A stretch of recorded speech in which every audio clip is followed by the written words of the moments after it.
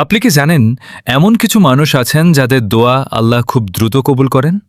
কিছু দোয়া আছে যা সরাসরি আরশ পর্যন্ত পৌঁছে যায়, আর আল্লাহ তাআলা সেই দোয়া ফিরিয়ে দেন না।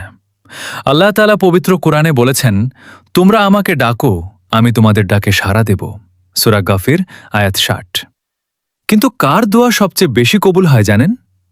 সন্তানের জন্য পিতা মাতার দোয়া, পিতা মাতার জন্য সন্তানের দোয়া, মুসাফির বা সফরকারীর দোয়া, বিপদে থাকা মানুষের দোয়া, মজলুম বা অত্যাচারিত ব্যক্তির দোয়া, কারণ আল্লাহ জুলুম পছন্দ করেন না।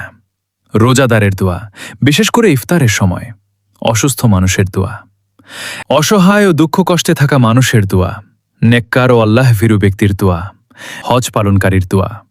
তবে মনে রাখবেন, দোয়া কবুল হওয়ার সবচেয়ে বড় শর্ত হল শুধুমাত্র আল্লাহর কাছেই চাওয়া, মন থেকে চাওয়া, আর হারাম থেকে নিজেকে বাঁচিয়ে রাখা।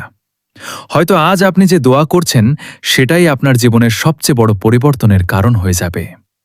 তাই কখনো দোয়া করা বন্ধ করবেন না, কারণ আল্লাহ কখনো বান্দার কান্না ও প্রার্থনা ব্যর্থ করেন না। ভিডিওটি ভালো লাগলে ইসলাম প্রচারের নিয়তে শেয়ার করুন, আর এমন আরও ইসলামিক ভিডিও পেতে ফলো ও সাবস্ক্রাইব করে পাশে থাকুন।